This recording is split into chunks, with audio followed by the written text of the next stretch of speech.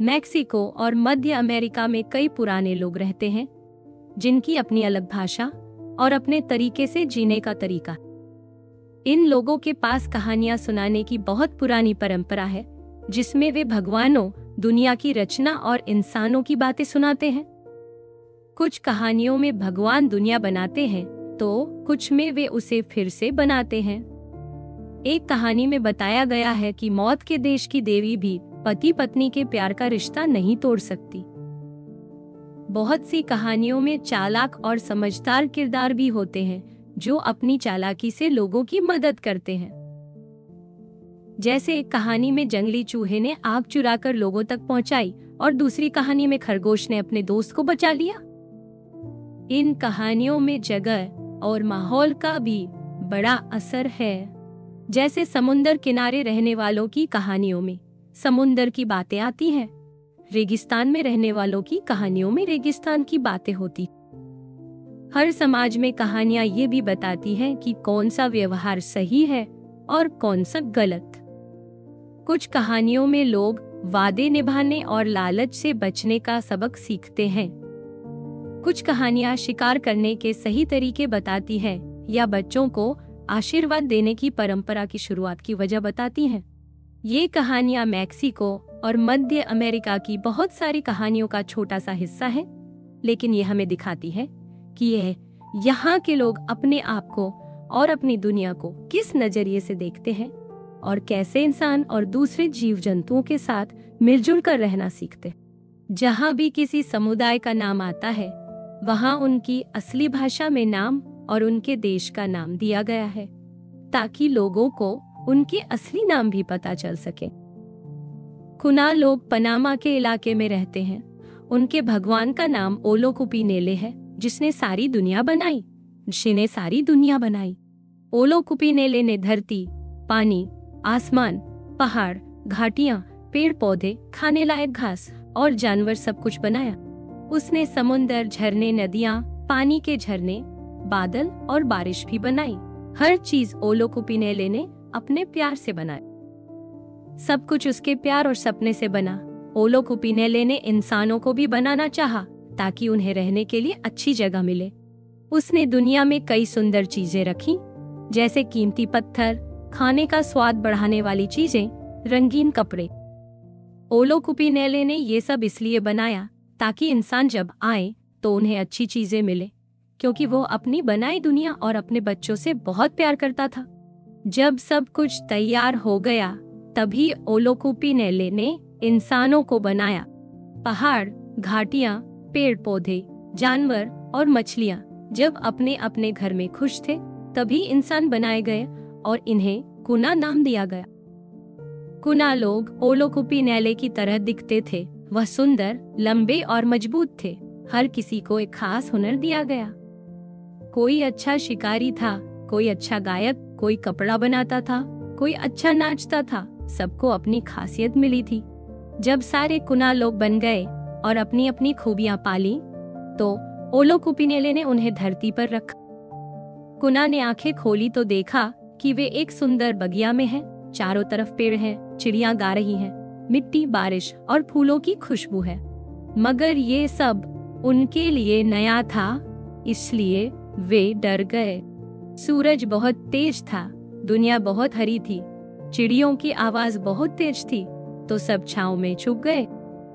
ओलोकुपिनेले ने देखा कि उसके कुना डर गए हैं, उन्हें जीने का तरीका नहीं पता। तब उसने एक और कुना आदमी बनाया। उसका नाम पिलर रखा। ओलोकुपिनेले ने पिलर को बहुत सारा ज्ञान दिया। पिलर बाकी कुना लोगों के पास गया जहां वे छांव में छुपे थे। पिलर धूप में खड़ा होकर हंसा और बोला, देखो ओलोकुपिनेले ने हमारे लिए कितनी अच्छी चीजें बनाई है। डरो मत, ये दुनिया हमारा घर है। यहाँ बहुत सारी अच्छी चीजें हैं और मैं तुम्हें सिखाऊंगा कि हमें कैसे रहना चाहिए। हमें हमेशा धरती का ख्याल रखना है, हमें एक दूसरे का ख्याल रखना है। ये धरती हमारे रहने और संभालने के लिए है। हमारे पिता ओलोकुपिनेले यही कहते हैं। इसी तरह कुना लोग उस जगह रहने लगे जो ओलोकुपिनेले ने उनके लिए बनाई थी। समुंदरों के बीच की उस धरती पर जो प्यार के सपने से बनी। पश्चिमी मेक्सिको में रहने वाले हुइचोल लोग अपने रंग बिरंगे धागे की कला के लिए जाने जाते हैं, जिनमें वे अपनी कहानियां और पुराने किस्से दिखाते हैं। इनकी एक कहानी है जिसमें सब कुछ बाढ़ में खत्म हो जाता है और फिर से नया बनता है। एक बार की बात है, वाटाकमे नाम का एक गरीब किसान था। वह अपने खेत में पेड़ पौधे काटकर नई फसल बोना चाहता था। वह रोज अपने औजार से पेड़ और झाड़ियां काटता, दिन भर मेहनत करता और थक कर घर लौट जाता। अगली सुबह जब वह वापस खेत पहुंचा तो देखा कि कल जो भी पेड़ और झाड़ियां उसने काटी थीं, सब फिर से अपनी जगह खड़ी थीं। वह फिर से सब काटता और घर चला जाता। ऐसे ही 5 दिन तक चलता रहा। जितना काटता सब अगले दिन फिर से वैसा ही हो जाता। वाटाकमे ने सोचा, अगर ऐसा ही चलता रहा तो मैं फसल नहीं बो पाऊंगा और मेरे पास खाने को कुछ नहीं होगा। मुझे पता करना है कि ये सब हो कैसे रहा है। अगले दिन वह खेत गया, लेकिन शाम को घर नहीं गया। वह छुपकर बैठ गया ताकि देख सके कि कौन उसके काम को उल्टा कर रहा है। थोड़ी देर बाद एक बूढ़ी औरत आई जिसके हाथ में लंबा डंडा था। वह जहाँ जहाँ डंडा घुमाती, पेड़ पौधे वापस खड़े हो जाते। वाटाकमे चौंक कर बाहर निकला और बोला, ये सब आप कर रही हैं, मैं तो भूखा मर जाऊंगा। बूढ़ी औरत ने कहा, इससे भी बुरा होने वाला है। मैं बारिश की देवी नाकावे हूँ। जल्दी ही पूरी धरती पर बड़ी बाढ़ आने वाली है जिसमें सब कुछ बह जाएगा। लेकिन मैं तुम्हें और जानवरों को बचाना चाहती हूँ, इसीलिए तुम्हारे पास आई हूँ। वाटाकमे ने पूछा, माँ मुझे क्या करना होगा? नाकावे ने कहा, जहाँ बड़ी अंजीर का पेड़ है उसे काटो और उससे एक बड़ा डिब्बा बनाओ। इसमें अपने साथ सब रंग के मक्के और सब रंग की बीन्स के बीज, कद्दू के बीज, अपना अच्छा काला कुत्ता और आग ले जाना। आग के लिए कद्दू की डंठल रख लेना। ये सब 5 दिन में पूरा करना है। वाटाकमे ने वैसा ही किया। उसने अंजीर का पेड़ काटकर डिब्बा बनाया, सारे बीज, आग और कुत्ता उसमें रखा। 5वें दिन वो खुद उस डिब्बे में बैठ गया। नाकावे आई, उसने डिब्बे का ढक्कन लगाया और सब जगह बंद कर दिया। फिर उसने अपने तोते को बुलाया और खुद डिब्बे के ऊपर बैठ गई। फिर हवा तेज चलने लगी। पेड़, घाटियां, पहाड़, सब जगह तेज हवा चली। हवा चलने से लोग डरकर जानवर बन गए और आपस में लड़ने लगे। धीरे धीरे बुरे लोग खत्म हो गए। इसके बाद समुंदर का पानी बढ़ने लगा और सब कुछ डूब गया, यहाँ तक कि सबसे ऊंचा पहाड़ भी। वाटाकमे अपने कुत्ते के साथ डिब्बे के अंदर बैठा रहा और आग जलाता रहा, जैसा देवी ने कहा। डिब्बा पानी पर तैरता रहा, कभी पूरब, कभी पश्चिम, कभी उत्तर, कभी दक्षिण। वो हर दिशा में जितना जा सकता था गया। ऐसा करते करते कई साल बीत गए। फिर पानी उतरना शुरू हुआ और डिब्बा एक पहाड़ी की चोटी पर जाकर रुक गया। वाटाकमे ने डिब्बे का ढक्कन हटाया, देखा कि हर तरफ पानी ही पानी था। बस जहाँ वो बैठा था वही जगह सूखी थी। कुछ ही समय में तोते और रंग बिरंगे पंछी उड़ उड़कर नई घाटियां और रास्ते बनाने लगे ताकि पानी वापस समुद्र में चला जाए और धरती सूख सके। जब सब कुछ ठीक हो गया, नाकावे ने वाटाकमे से कहा, अब डिब्बे से बाहर निकल जाओ और जो बीज तुम लाए हो उन्हें बो दो। हर शाम जब तुम घर लौटोगे तुम्हारे लिए रोटियां तैयार मिलेंगी। मुझे अब जाना होगा, मेरा और भी काम है। सब कुछ 5 दिन में तैयार हो जाएगा। वाटाकमे ने वैसे ही किया। उसने मिट्टी जोती, बीज बोए और अपने लिए और अपने छोटे कुत्ते के लिए एक गुफा ढूंढ ली। हर शाम जब वह खेत से लौटता उसे बनी हुई रोटियां मिलती। यह देखकर उसे हैरानी हुई क्योंकि नाकावे तो कहीं और व्यस्त थी। आखिर खाना कौन बना रहा था? 5 दिन में सब कुछ नया हो गया। धरती पर नए पेड़ पौधे, नए जानवर और नए परिंदे आ गए। पूरी दुनिया फिर से सुंदर और ताजा हो गई। लेकिन एक बात थी, वाटाकमे के अलावा कोई इंसान नहीं था और वह अकेला महसूस करता था। 6ठे दिन नाकावे वाटाकमे से मिलने आई। वाटाकमे ने कहा, दुनिया बहुत अच्छी बन गई है। पेड़ जल्दी बढ़ रहे हैं, चिड़िया गा रही हैं, खाने को सब कुछ है, मगर मुझे समझ नहीं आता खाना कौन बनाता है और मैं अकेला महसूस करता हूँ। कोई साथ होता। असल में जब वाटाकमे खेत में काम करता था, नाकावे गुफा में आती थी। उसने कुत्ते को सिखाया कि कैसे औरत बनना है, खाना बनाना और बाकी काम करना है। शाम को जब सब काम हो जाता तो वह औरत फिर से कुत्ता बन जाती थी। नाकावे ने कहा, कल सुबह काम पर मत जाना, गुफा के आसपास छुप कर देखना, तुम्हें सब पता चल जाएगा। वाटाकमे ने वैसा ही किया। वह खेत जाने का नाटक करके गुफा में ही छुप गया। उसने देखा कि छोटा कुत्ता उठकर अपने बालों की खाल उतारता है और औरत बन जाता है। वह औरत आग जलाती है और खाना बनाती है। वाटाकमे फौरन बाहर आया। उसने कुत्ते की खाल उठाकर आग में डाल दी। औरत दर्द से चिल्लाई। उसकी आवाज़ उस कुत्ते जैसी ही थी।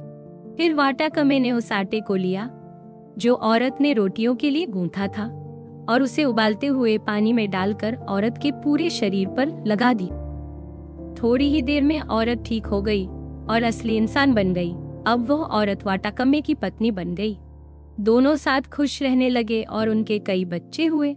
आज दुनिया में जितने भी लोग हैं, सब वाटाकमे और उसकी पत्नी की ही औलाद हैं। एक समय था जब दुनिया में वैसे लोग नहीं थे जैसे आज हैं। उस वक्त दुनिया को योमोमुली ने बनाया था। उसने जमीन पर जानवर, आसमान में चिड़िया और पानी में मछलियां बनाई, लेकिन लंबे इंसान नहीं बनाए, बल्कि छोटे छोटे शूरम लोग बनाए। ये लोग बस 2 या 3 फुट के थे और अपने गांव में खुशी से रहते थे। गांव के बीचों बीच एक बड़ा पेड़ था। एक दिन वह पेड़ गुनगुनाने लगा। उसकी डालियां हिलती और कभी कभी कंपन भी होता। सब शूरम इकट्ठा हुए और सोचने लगे, ये पेड़ ऐसी आवाजें क्यों कर रहा है। वे समझ नहीं पा रहे थे कि पेड़ क्या कह रहा है। शूरमों के मुखिया ने पेड़ से कहा, ओ पेड़, हम तुम्हारी बात समझना चाहते हैं। लेकिन पेड़ बस चुपचाप गुनगुनाता रहा। शूरम लोग बार बार कोशिश करते रहे, लेकिन कुछ समझ नहीं आया। फिर एक दिन योमोमुली गांव आई और बोली, मैं जानती हूँ पेड़ क्या कह रहा है। अगर तुम सुनना चाहो तो मैं बता सकती हूँ। योमोमुली ने बताया कि पेड़ जानवरों को बता रहा है कि उन्हें कैसे रहना है। कोई जानवर घास खाएगा, कोई दूसरा जानवर और चिड़िया खाएगा। पानी को बता रहा है कि नदियां और झरने नीचे की ओर बहकर झीलों और समुंदर तक जाएं। शूरम बोले, ये तो बहुत समझदारी की बातें हैं। क्या पेड़ हमारे बारे में भी कुछ कहता है? योमोमुली ने कहा, हाँ, लेकिन तुम्हें मुझ पर भरोसा करना होगा, चाहे बात पसंद आए या नहीं। शूरम बोले, बताओ। योमोमुली ने कहा, पेड़ कहता है कि दुनिया बदल जाएगी। दूर से अजनबी लोग आएंगे, उनके पास बहुत सारे हथियार होंगे। वे तुम्हारी जमीन छीन लेंगे और अपनी बातों पर चलाएंगे। वे तुम्हें अपने भगवान की पूजा करने को कहेंगे। उनके पास बहुत सारी धातु की चीजें और पत्थर के घर होंगे। शूरम घबरा गए, बोले, ऐसी बातें कैसे हो सकती हैं? ऐसे लोग दुनिया में नहीं हैं, वे यहाँ कभी नहीं आएंगे। योमोमुली को यह सुनकर गुस्सा आया, लेकिन वह जानती थी कि पेड़ की बात सच है। उसे वहां रहना अच्छा नहीं लगा। वह नदी के पास गई, नदी को समेटकर अपनी बाह में ले लिया और उत्तर की ओर चल पड़ी। बहुत से शूरम अपने गांव से भाग गए। कुछ नदी और समुंदर में रहने लगे। वे डॉल्फिन और व्हेल बन गए। कुछ पहाड़ों या रेगिस्तान के नीचे रहने चले गए। वे चींटियां बन गए। जो शूरम गांव में ही रहे, वे बहुत लंबे हो गए और वही आज के याकी लोग बन गए। कहा जाता है, अगर कोई याकी पानी में रास्ता भूल जाए तो डॉल्फिन और व्हेल उसकी मदद करते हैं, और अगर कोई याकी पहाड़ या रेगिस्तान में भटक जाए तो शूरम लोग वहां भी उसकी मदद करते हैं। दुनिया बनने से पहले बस एक बड़ी सी चट्टान थी जो खाली जगह में अकेली खड़ी। सिबू ने सोचा, यहाँ इंसानों वाली धरती होनी चाहिए और शायद वो इस चट्टान से धरती बना सकता है। यह काम मुश्किल था, इसलिए सिबू ने मदद के लिए समुंदर नाम की एक औरत को बुलाया और उससे कहा, जाकर बादल वाले को बुलाओ, मुझे धरती बनानी है। समुंदर गई और बादल वाले को बुलाया, लेकिन उसने आने से मना कर दिया। समुंदर वापस आई और शिबू को बताया कि बादल वाला मदद नहीं करेगा।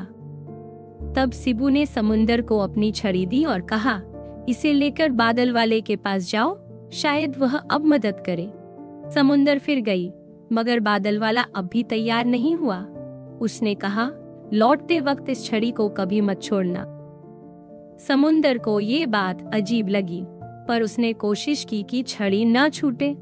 लेकिन एक बार रास्ते में उसने छड़ी नीचे रख दी और जब उठाने गई तो वो गायब हो गई। वह छड़ी को खोजती रही।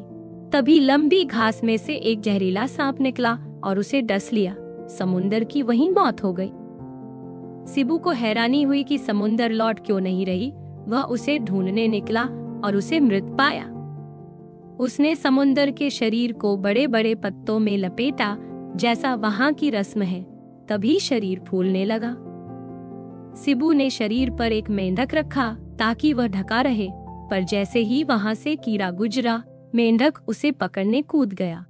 शरीर फिर से फूलने लगा और धीरे धीरे उसका आकार बदलने लगा। वह शरीर एक बहुत बड़े पेड़ के तने में बदल गया। उसके बाल पत्ते बन गए। पेड़ में कई रंग बिरंगी चिड़ियां आकर रहने लगीं। पेड़ बहुत बड़ा हो गया, इतना बड़ा कि आसमान में पहुंच गया, जहां शिबू रहता था। शिबू को यह अच्छा नहीं लगा। उसने कुछ पक्षियों को बुलाया और कहा, पेड़ की सबसे ऊपर वाली डालियां घुमा दो और गोल घेरा बना दो। जब डालियों का घेरा बन गया तो पेड़ नीचे गिरा और पानी बन गया। पेड़ में जो घोंसले थे वे कछुए बन गए और पत्ते केकड़े बन गए। अब उस अकेली चट्टान के चारों तरफ पानी ही पानी था। समुंदर की लहरें चट्टान से टकराने लगी। शिबू ने कहा, अब मेरा घर वापस मिल गया। अब मैं धरती बना सकता हूँ और इंसानों को वहां बसा सकता हूँ, क्योंकि अब मेरे पास समुंदर है जिसमें कछुए और केकड़े हैं। इसी तरह शिबू ने धरती बनाई और इंसान वहां बसाए। आज भी जब लहरों की आवाज आती है तो लोग कहते हैं, ये आवाज असल में हवा की है, जो उन पत्तों से आती है जो कभी समुंदर के बाल थे। मिस्किटो लोग निकारागुआ के किनारे रहते हैं। एक बार नकीली नाम का आदमी अपनी पत्नी काटी के साथ बहुत खुश था। दोनों एक दूसरे से बहुत प्यार करते थे। एक दिन काटी बहुत बीमार हो गई। नकीली ने उसकी खूब देखभाल की, दवा दिलवाई, लेकिन काटी बच नहीं सकी और उसकी मौत हो गई। नकीली हर रोज काटी की कब्र पर जाता, खूब रोता और उसे बहुत याद करता। उसने अपना ध्यान रखना छोड़ दिया। एक दिन कब्र पर उसे काटी की आत्मा दिखी। काटी ने कहा, मैं अब माँ बिच्छू के देश जा रही हूँ। नकीली ने रोते हुए कहा, मुझे भी अपने साथ ले चलो, मुझे अकेला मत छोड़ो। काटी की आत्मा बोली, तुम अभी जिंदा हो, तुम मेरे साथ नहीं जा सकते। माँ बिच्छू का देश मरे हुए लोगों के लिए है। नकीली ने बहुत मिन्नत की तो आखिर काटी मान गई और बोली, मेरे पीछे आ जाओ। दोनों माँ बिच्छू के देश की ओर चल पड़े। रास्ते में एक जगह बहुत सारे पतंगे उड़ रहे थे। काटी ने कहा, मुझे इन पतंगों से डर लगता है। नकीली बोला, डरो मत, मैं रास्ता बना दूंगा। उसने हाथ हिलाकर पतंगों को हटाया और दोनों पार चले गए। थोड़ा आगे जाने पर दो बड़े पेड़ रास्ते में मिले, जो इतने पास थे कि बीच से सिर्फ काटी ही निकल सकती थी। नकीली को चारों ओर से घूमना पड़ा। फिर एक बड़ी खाई आई जिसमें उबलता हुआ पानी था। उसे पार करने के लिए एक बहुत पतला पुल था जो बाल जैसा दिखता था। काटी आत्मा थी तो आसानी से पार चली गई। नकीली बहुत भारी था, इसलिए उसने सोचा कि वह उछलकर पार कर सकता है। दौड़ लगाई और कूद गया। वो सुरक्षित दूसरी तरफ पहुंच गया। अब दोनों बहुत दूर तक चलते रहे और आखिर एक बड़ी नदी के किनारे पहुंचे। ये वही नदी थी जो माँ बिच्छू के देश के किनारे बहती है। उन्होंने देखा नदी के पार सब आत्माएं खुश थीं। नकीली और काटी ने नदी पार करने का तरीका ढूंढा। थोड़ी दूर एक नाव दिखी जिसमें 4 मेंढक बैठे थे। नकीली ने मेंढकों से कहा, क्या हमें नदी पार करा सकते हो? मेंढकों ने कहा, हम तुम्हें खुशी से ले जाएंगे, लेकिन हमारी नाव जिंदा इंसान का वजन नहीं उठा सकती। नाव डूब जाए। काटी नाव में बैठ गई। मेंढक उसे पार ले जाने लगे और नकीली तैरता हुआ साथ साथ चला। नदी पार करते वक्त काटी ने पानी में झांक कर देखा और डर कर बोली, पानी में तो बहुत सारे शार्क हैं, मुझे डर लग रहा है, कहीं मेरे पति को ये खा न जाए। नकीली ने पानी में देखा, लेकिन वहां बस छोटी मछलियां ही थीं। वह बोला, डरो मत, ये शार्क नहीं है, सिर्फ मछलियां हैं, मुझे कुछ नहीं होगा। मेंढकों ने भी देखा कि नकीली मछलियों के बीच तैर रहा है। उनमें से एक ने कहा, तुम जरूर अच्छे इंसान हो, क्योंकि अगर तुम बुरे होते तो ये मछलियां शार्क बनकर तुम्हें खा जाती। थोड़ी ही देर में नकीली और नाव नदी के पार पहुंच गए। नकीली ने अपनी पत्नी की आत्मा को बाहर निकाला। दोनों ने मेंढकों का शुक्रिया अदा किया। जब दोनों किनारे खड़े थे, एक बड़ी सी भारी भरकम औरत वहां आई। उसके शरीर पर कई स्तन थे, जिनसे मरी हुई आत्माएं दूध पीती। यही माँ बिच्छू थी, जिनके देश में अच्छे लोगों की आत्माएं जाती हैं। माँ बिच्छू ने काटी से प्यार से कहा, बेटी, मेरे देश में स्वागत है। यहाँ तुम्हें कभी दुख या भूख नहीं लगेगी, कोई काम भी नहीं करना होगा, बस सुख और आराम मिलेगा। फिर माँ बिच्छू ने नकीली की तरफ गुस्से से देखा और बोली, तुम यहाँ के नहीं हो, अभी तक जिंदा हो, तुम्हें वापस लौट जाना चाहिए। नकीली ने हाथ जोड़कर कहा, माँ बिच्छू, मुझे यहीं रहने दो, मैं अपनी पत्नी से बहुत प्यार करता हूँ और उससे बिछड़ना नहीं चाहता। शुरू में माँ बिच्छू ने उसकी बात नहीं मानी, लेकिन बहुत मिन्नत के बाद उसे रहने दिया। कुछ समय दोनों ने आत्माओं के साथ खुशी खुशी बिताया, लेकिन एक दिन नकीली को अपने बच्चों की याद आई। उसने काटी से कहा, मुझे जाना होगा, माँ बिच्छू सही थी, मैं यहाँ का नहीं हूँ, लेकिन एक दिन वापस जरूर आऊंगा। फिर नकीली माँ बिच्छू के पास गया और बोले, मुझे अपने बच्चों के पास जाना है। माँ बिच्छू ने एक बड़ा बांस काटा, नकीली को उसमें बैठाया और कहा, जब तक तुम्हारी मौत न हो जाए लौटना मत। फिर माँ बिच्छू ने बांस को नदी में बहा दिया। कुछ देर बाद नकीली को लगा कि वह नदी में नहीं बल्कि समुंदर में है। लहरें उसे यहाँ वहां ले जा रही थीं। आखिर बांस समुंदर से बहता हुआ किनारे आ लगा। नकीली बाहर निकला, देखा तो अपने घर के सामने था और उसके बच्चे खुशी से दौड़कर उसके पास आ गए। एक समय था जब सूरज और चांद आसमान में नहीं बल्कि धरती पर इंसान के रूप में रहते थे। दोनों जुड़वा भाई थे और हमेशा साथ रहते थे। एक रात दोनों पर एक डरावना साया टूट पड़ा, जो उन्हें पकड़कर खाना चाहता। वह उन दोनों से जलता था, इसलिए उन्हें मारना चाहता था। दोनों भाई डरकर भागे और एक नदी में जा छुपे, ताकि डरावना साया उन्हें न ढूंढ सके। लेकिन उन्होंने नदी के किनारे ही छुपने की जगह चुन ली थी, और जैसे ही समुद्र का पानी उतरने लगा, नदी सूखने लगी। डरावना साया दोनों के करीब पहुंच गया। तभी वहां से एक बूढ़ी औरत गुजरी। बच्चों ने पुकारा, हमें बचाओ, हमारे पीछे बुरा साया पड़ा है, वह हमें मार देगा। बूढ़ी औरत को दोनों बच्चों पर दया आ गई। उसने दोनों को उठा लिया और एक एक को अपने गालों में छुपा लिया। उसका चेहरा बहुत सूज गया। अब बच्चे सुरक्षित थे। बूढ़ी औरत अपने घर की ओर चल दी। रास्ते में उसे डरावना साया मिला। उसने पूछा, क्या यहाँ कहीं 2 बच्चे देखे हैं? बूढ़ी औरत बोली, नहीं देखे। फिर डरावना साया बोला, तुम्हारा सिर इतना बड़ा और गोल क्यों हो गया है? बूढ़ी औरत ने कहा, मुझे दांत में बहुत तेज दर्द है, उसी से पूरा सिर सूज गया है। डरावना साया उसकी बातों में आ गया और बच्चों की खोज में आगे बढ़ गया।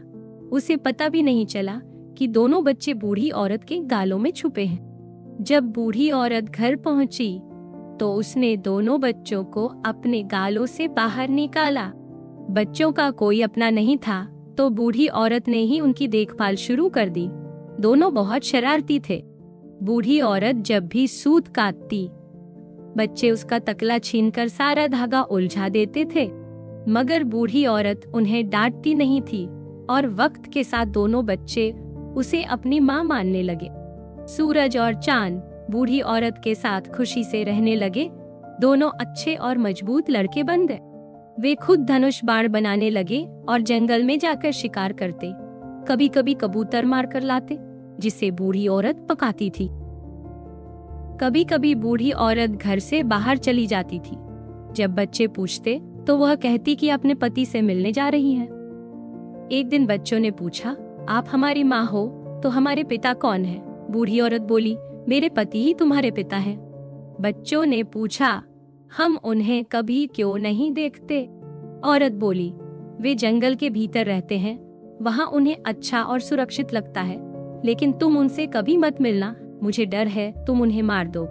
अब बच्चे और जिज्ञासु हो गए और तय किया कि अगली बार जब बूढ़ी औरत पति से मिलने जाए तो वे उसके पीछे पीछे जाएंगे।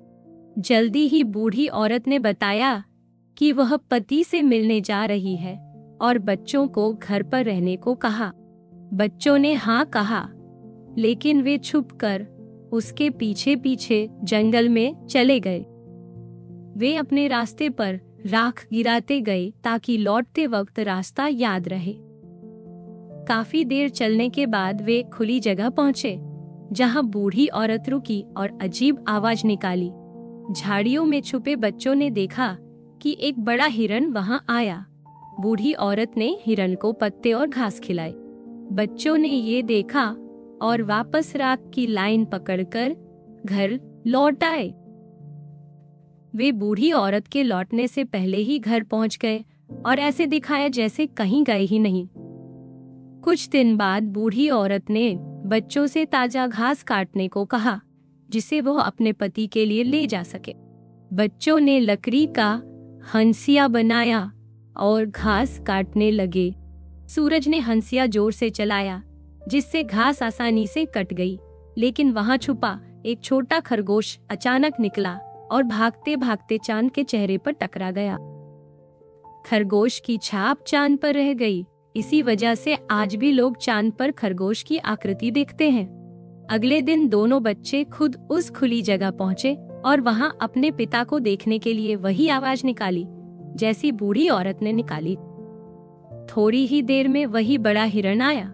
सूरज ने कहा, यह हमारा पिता नहीं हो सकता, कितना अजीब दिखता है।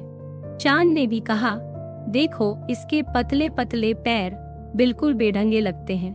फिर दोनों ने फैसला किया कि वे हिरन को मार देंगे। दोनों ने तीर चलाकर उसे मार दिया, उसका चमड़ा निकाला और अंग निकालकर अलग रख दिए। जिगर घर ले जाने के लिए रखा, बाकी अंगों से वहीं खाना बनाया और खा लिया। फिर हिरन की खाली खाल में बहुत सारे भौरे भरकर उसे सी दिया और छोड़ दिया, जिससे वो सोता हुआ लगे। जब बच्चों ने खाना खा लिया और हिरन की खाल सीधी, तो वे उसका जिगर बूढ़ी औरत के पास ले गए। बूढ़ी औरत ने उनका तोहफा लिया और jैसे ही जिगर खाने लगी, उसने देखा कि वो खुद बोल रहा है। पास बैठा मेंढक भी गाने लगा, तुम अपने पति को खा रही हो, तुम अपने पति को खा रही हो। यह बात उसने 3 बार दोहराई। बूढ़ी औरत ने बच्चों से पूछा, क्या ये सच है? क्या तुमने मेरे पति को मार डाला? बच्चों ने कहा, नहीं, ऐसा कुछ नहीं है। मेंढक तो ऐसे ही कुछ भी बोलते हैं, उनकी बात पर ध्यान मत दो। लेकिन बूढ़ी औरत का शक दूर नहीं हुआ। वह उस खुली जगह गई जहां हिरन की खाल पड़ी थी। उसने सोचा, उसका पति आलसी है और गुस्से में आ गई। उसने अपनी छड़ी उठाकर खाल को मारना शुरू कर दिया। जैसे ही उसने खाल पर जोर से मारा, सारी सिलाई खुल गई और सैकड़ों गुस्से से भरे भौरे बाहर निकल आए। भौरों ने बूढ़ी औरत पर हमला कर दिया और उसे हर जगह डंक मार दिया। दर्द से चीखती बूढ़ी औरत घर की तरफ भागी। रास्ते में उसे वही छोटा खरगोश मिला जो घास में छुपा था।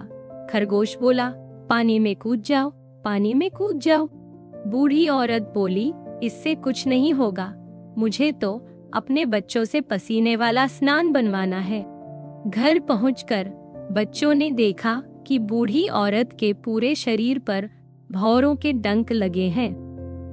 उन्होंने बड़ी आग जलाई, उसमें कई तरह की दवाओं वाली जड़ी बूटियां डाली, जिससे धुआं निकले और उसकी तकलीफ कम हो। बूढ़ी औरत आग के सामने बैठी, पहले तो उसे आराम मिला, लेकिन फिर बहुत गर्मी लगने लगी। उसने कहा, बच्चों, मुझे बाहर निकालो। बच्चों ने कहा, नहीं माँ, अभी तुम बाहर नहीं जा सकती। यही तरीका है जिससे तुम सभी नए बच्चों की रक्षक बन जाओ। बूढ़ी औरत वहीं पसीने के स्नान में बैठी रही।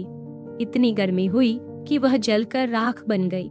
जब बच्चे देख पाए कि अब वहां बस राख ही बची है, तो उन्होंने उसकी छड़ी और सूत की लट उठा ली और पहाड़ियों की तरफ चल पड़े। रास्ते में सूरज ने चांद से कहा, मुझे बहुत दुख हो रहा है कि हमारी माँ को बिना रोशनी वाली दुनिया में जीना और मरना पड़ा।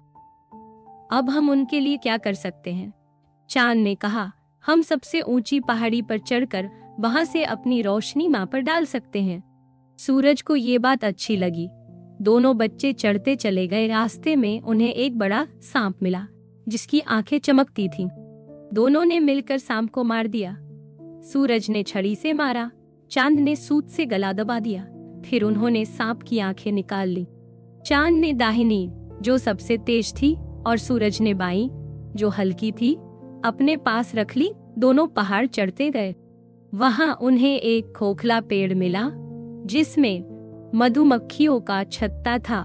चांद ने शहद खाया जो बहुत मीठा था, पर उसे बहुत प्यास लगने लगी। सूरज ने छड़ी जमीन में घुसेड़ दी। वहां से पानी की धार निकल आई। चांद ने कहा, मुझे पानी दो, बहुत प्यास लगी है। सूरज बोला, मैं पानी तभी दूंगा जब तुम अपनी आंख मेरी आंख से बदल लो। चांद को गुस्सा आया, लेकिन आखिरकार प्यास की वजह से उसने अपनी तेज आंख सूरज को दे दी और हल्की आंख ले ली। इसी वजह से सूरज की रोशनी चांद से तेज है। फिर दोनों बच्चे पहाड़ की सबसे ऊंची चोटी तक पहुंचे। सूरज ने सूत का गोला आसमान की ओर फेंका। सूत ने आसमान तक एक रास्ता बना दिया। सूरज सबसे पहले गया क्योंकि अब उसके पास तेज आंख थी। चांद उसके पीछे गया। जब दोनों आसमान में पहुंचे तो उन्होंने अपना सफर शुरू किया और इस तरह धरती पर रोशनी आ गई और सूरज चांद आसमान में चमकने लगे। 3 भाई एक गांव में रहते थे। वे बहुत अच्छे शिकारी थे। हर बार शिकार पर जाते तो गांव के लोगों के लिए कुछ न कुछ लेकर ही लौटते। एक दिन उन्होंने जंगली सूअर का शिकार करने का सोचा, जिसका मांस बहुत स्वादिष्ट होता है। वे अपने भाले लेकर जंगल गए। काफी देर तक घूमते रहे, लेकिन कोई सूअर नहीं दिखा। अचानक उन्हें एक अजीब आवाज सुनाई दी, दर दर दर। सबसे बड़े भाई ने पूछा, क्या तुमने कुछ कहा? तो बाकी 2 बोले, हमने तो कुछ नहीं कहा। वे थोड़ा रुके, फिर शिकार के लिए आगे बढ़ने लगे तो वही आवाज फिर आई। अब सबसे छोटे भाई ने पूछा, क्या तुमने कहा? बाकी बोले, हमने तो कुछ नहीं कहा। उन्होंने देखा पास के एक पेड़ से एक लता लटक रही थी जो बोल रही थी, दर दर दर। तीनों भाई उस लता के पास गए। सबसे बड़े भाई ने जैसे ही लता को छुआ, वह गायब हो गया। फिर दूसरे भाई ने लता पकड़ी, वह भी गायब हो गया।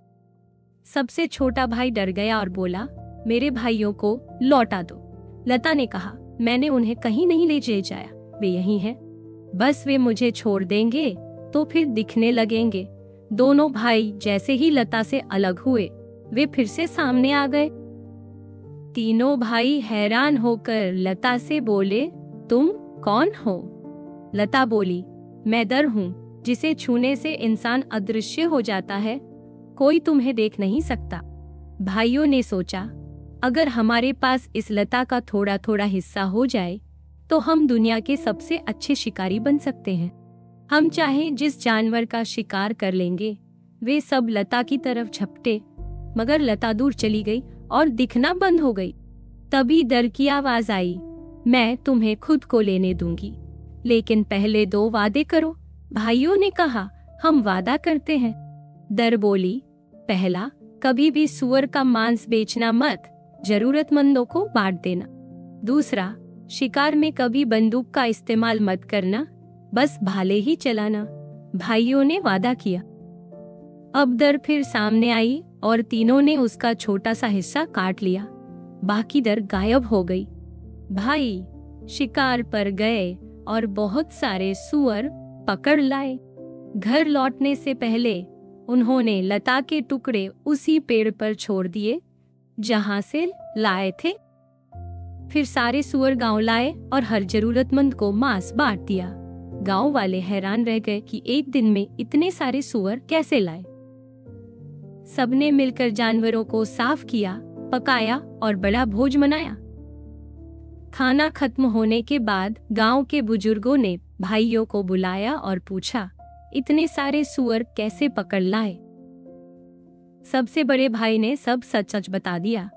दर नाम की एक जादुई लता मिली जिससे छूने पर हम अदृश्य हो गए और आसानी से शिकार कर लाए। लेकिन हमने दर से वादा किया है कि बस भाले से शिकार करेंगे और मांस हमेशा जरूरतमंदों को देंगे। बुजुर्ग बोले, ये बहुत बड़ी किस्मत की बात है, लेकिन याद रखना, अपने वादे का हमेशा ख्याल रखना। जल्द ही उन 3 भाइयों की खूब चर्चा होने लगी। एक दिन उनके गांव में अजनबियों की नाव आई जिसमें बढ़िया कपड़े और शराब के बड़े बड़े पीपे थे। अजनबियों ने कहा, हम दूर दूर से आए हैं ताकि तुम्हारे जैसे नामी शिकारी से मिल सके। हम अपने कपड़े और शराब के बदले तुम्हारे पास से सूअर का मांस खरीदना चाहते हैं। दूसरे भाई ने कहा, हम मांस बेच नहीं सकते, हमारे गांव के लोगों को खाना चाहिए। अजनबियों ने कहा, जो मांस बच जाए वही हमें दे दो। भाई आपस में बात करने लगे। सबसे बड़े ने कहा, थोड़ा सा बेच देते हैं तो क्या फर्क पड़ेगा? दूसरा बोला, हमें डर से किया वादा याद रखना चाहिए, वह जरूर जान जाएगा अगर हमने गलती की। सबसे छोटा बोला, लेकिन ये व्यापारी भी तो ताकतवर है, इनके पास इतने बढ़िया कपड़े और शराब है, हो सकता है ये डर से ज्यादा ताकतवर हो। बाकी भाई उसकी बात से सहमत हो गए। उन्होंने अजनबियों को मांस के बदले कपड़ा और शराब दे दी। व्यापारी बहुत खुश होकर चले गए। वे बार बार आते रहे, हर बार और ज्यादा कपड़ा और शराब लाते और बदले में मांस लेते।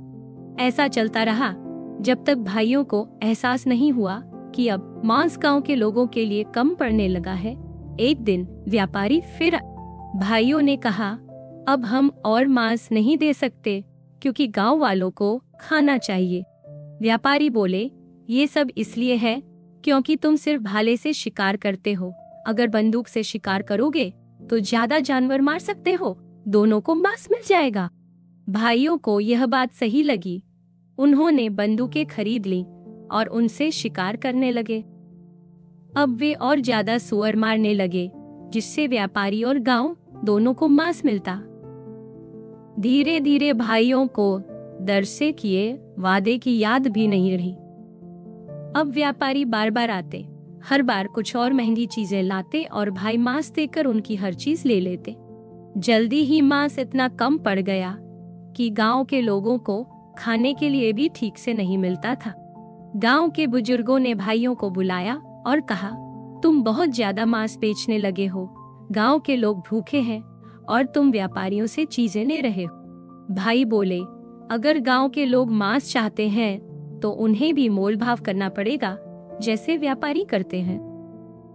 गांव के लोग गरीब थे, उनके पास अच्छे कपड़े, शराब या पैसे नहीं थे। एक दिन भाई शिकार से लौटे तो देखा गांव के लोग रास्ते पर उनका इंतजार कर रहे हैं। लोगों ने मांस मांगा। भाई बोले, पहले उसका दाम दो। गांव वालों ने कहा, हम गरीब हैं, हमारे पास कुछ नहीं है। तब भाइयों ने बचा खुचा मांस जो व्यापारी नहीं लेते थे गांव के लोगों को दे दिया। लोग बहुत नाराज हो गए, लेकिन भाई हंसते रहे। कई महीने बीत गए, भाई बंदूक से शिकार करते और सारा मांस बेचते रहे। गांव वाले भूखे रहने लगे क्योंकि भाई कुछ भी नहीं बांटते थे। एक दिन भाई फिर शिकार करके गांव लौटे, लेकिन इस बार लोग उनसे मांस मांगने नहीं आए बल्कि डरकर भाग गए। सबको सिर्फ मरे हुए सूअर हवा में तैरते दिख रहे थे, भाई दिखाई ही नहीं दे रहे थे। बुजुर्गों ने कहा, डर ने इन शिकारियों को अदृश्य कर दिया है। भाई घबरा गए। उन्होंने एक दूसरे की तरफ देखा तो पाया कि वे खुद भी एक दूसरे को नहीं देख पा रहे थे।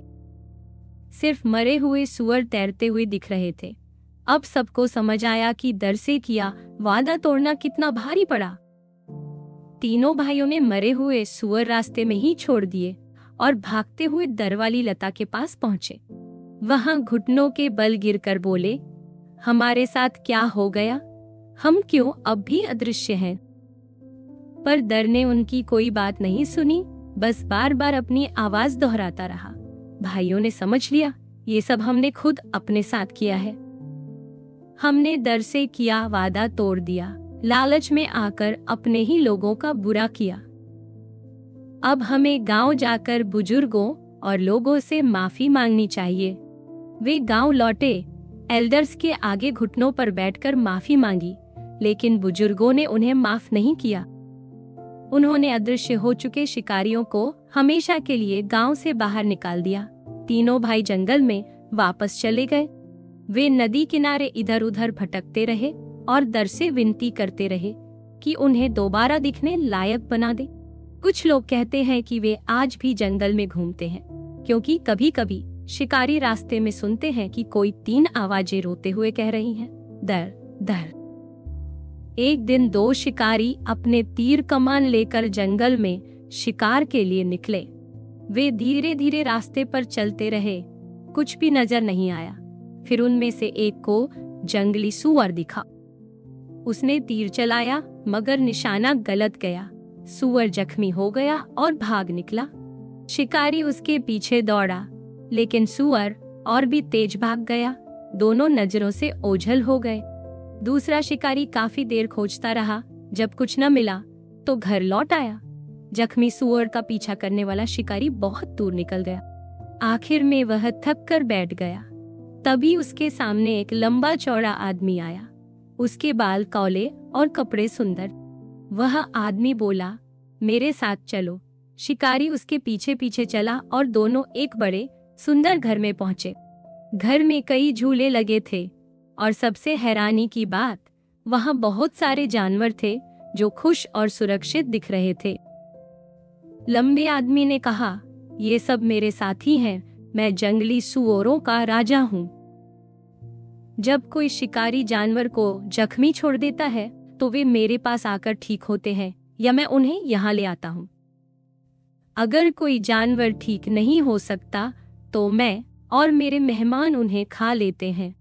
राजा ने कहा, ध्यान से सुनो, जब भी शिकार करने जाओ काम सही तरीके से करो। जानवर को जख्मी छोड़ना गलत है। पहली बार में कोशिश करो कि शिकार सीधा और पूरा हो, यही सही तरीका है। शिकारी बोला, अब से मैं हमेशा ऐसा ही करूंगा। मुझे नहीं पता था कि मेरा ऐसा करना जानवरों को कितना दुख देता है। मैं अब अपनी आदत बदलूंगा। राजा ने कहा, बहुत अच्छा, अब आओ बैठो, खाओ पियो। तुमने बहुत थकाने वाला दिन गुजारा है, अब घर लौटने से पहले थोड़ा आराम कर लो। शिकारी ने राजा द्वारा दी गई जगह पर बैठकर वही सूअर का मांस खाया जिसे उसने जख्मी किया था और जिसे राजा ने मारकर पकाया। राजा ने उसे मक्का की बनी शराब भी पिलाई। खाना खत्म होने पर शिकारी बोला, जंगली सूअरों के राजा, आपने जो सिखाया और जो खाना खिलाया उसके लिए बहुत धन्यवाद। अब से मैं आपकी बात मानूंगा और अच्छा शिकारी बनूंगा। राजा बोला, मुझे यकीन है तुम ऐसा करोगे, लेकिन अपनी गलती की कीमत भी चुकानी होगी। उसने शिकारी को एक गन्ने का टुकड़ा दिया और कहा, इसे अपने घर ले जाकर बाहर लगा दो। जब तक ये गन्ना पूरा न बढ़ जाए तुम बोल नहीं पाओगे। जब गन्ना पूरा हो जाए तो गांव के सभी लोगों को अपनी कहानी सुनाना और मेरा संदेश बताना। शिकारी ने राजा को धन्यवाद दिया, गन्ने का टुकड़ा लिया और घर लौट गया। उसने राजा की बात मानी, घर के बाहर गन्ना लगाया और जब तक वो पूरा नहीं बढ़ा एक शब्द भी नहीं बोला। जब गन्ना बड़ा हो गया तब उसने गांव वालों को सब कुछ बताया। बहुत समय पहले धरती पर आग नहीं थी, आग बस सूरज और तारों में थी। एक दिन आसमान से आग गिरी और एक बूढ़ी औरत ने उसे उठाकर अपने घर की चूल्हे में रख लिया। अब उसके पास आग थी, लेकिन बाकी लोग ठंड से कांपते थे और कच्चा खाना खाते थे। सबने उससे आग मांगी, मगर वह किसी को नहीं देती थी। लोग बहुत दुखी थे। एक दिन एक opossum, चूहे जैसा जानवर, गांव आया। उसने लोगों को ठंड और बिना पकी चीजें खाते देखा। opossum ने पूछा, तुम सब इतने दुखी क्यों हो? लोगों ने बताया, हमारे पास आग नहीं है, बूढ़ी औरत के पास है, लेकिन वो बांटती नहीं। opossum बोला, अगर मैं तुम लोगों के लिए आग चुरा लाऊं, तो क्या तुम मुझे मारोगे नहीं? सब हंस पड़े, लेकिन opossum बोला, मैं सच कह रहा हूँ, मैं आग चुरा कर लाऊंगा। रात को opossum ने सब घरों में जाकर बताया कि वह आग चुराने जा रहा है, सब तैयार रहे। वह चुपचाप बूढ़ी औरत के घर गया, देखा वह आग के पास बैठी है। opossum बोला, माँ, बाहर बहुत ठंड है, क्या मैं तुम्हारे साथ आग के पास बैठ सकता हूँ? बूढ़ी औरत को उस पर दया आई और उसने हाँ कर दी। opossum धीरे धीरे आग के पास सरकता गया। तब opossum की पूंछ भी लोमड़ी या गिलहरी जैसी लंबी और घनी हुआ करती थी। जैसे ही वह आग के पास पहुंचा, उसने अपनी बालों वाली पूंछ आग में डाल दी और तुरंत बाहर भाग गया। उसकी पूंछ जल रही। बूढ़ी औरत बहुत गुस्से में दौड़ी, पर opossum उससे तेज निकला। वह जलती पूंछ के साथ भागता हुआ गांव पहुंचा और सब घरों में आग बांटी। आग बंट गई, लेकिन opossum की पूंछ की सारी ऊन जल गई और तभी से opossum की पूंछ बिल्कुल गंजा हो गया।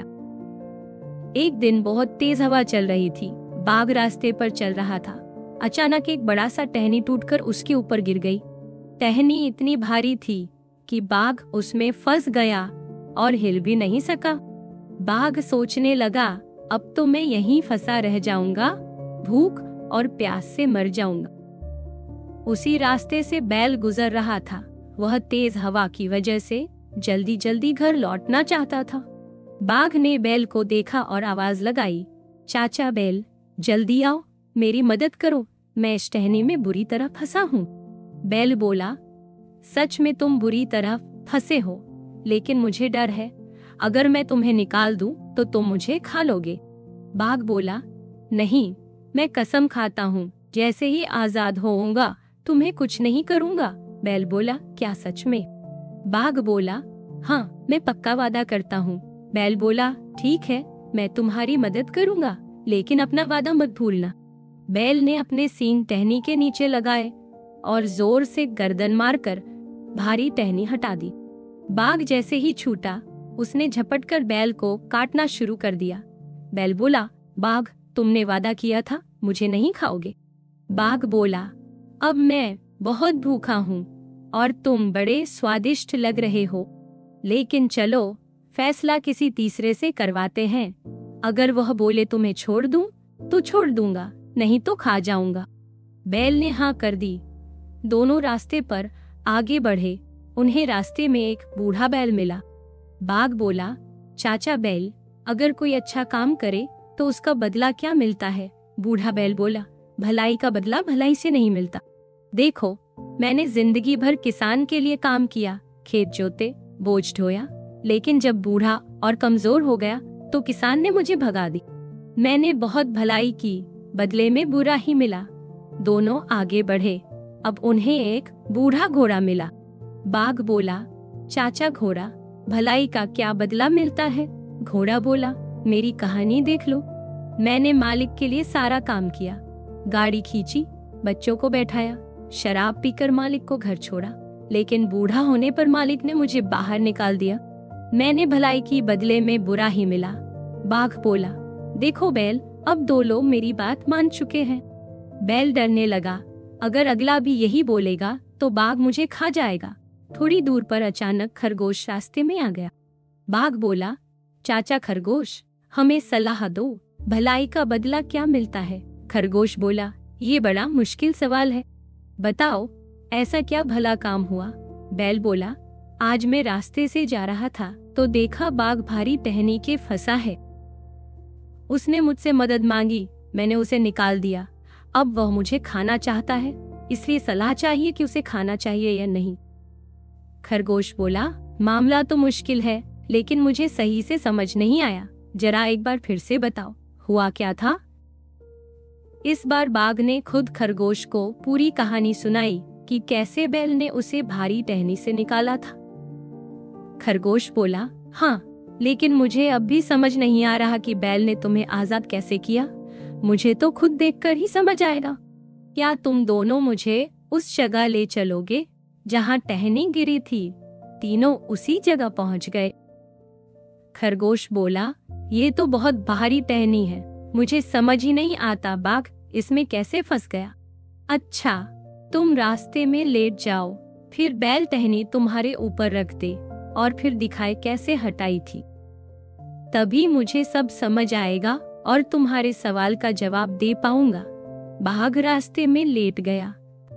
बैल ने टहनी उठाकर फिर से बाघ के ऊपर डाल दी। अब खरगोश बोला, चलो भागो, और बैल के साथ दौड़ गया। दोनों बाघ को वहीं फंसा छोड़कर दूर निकल गए। बाघ गुस्से में चिल्लाता रह गया कि फिर से उसे बेवकूफ बना दिया। जब दोनों सुरक्षित दूर पहुंच गए तो खरगोश ने बैल से कहा, अब वापस मत जाना और याद रखना, कभी ऐसे किसी को मदद मत करना जो तुम्हारा नुकसान कर सकता हो।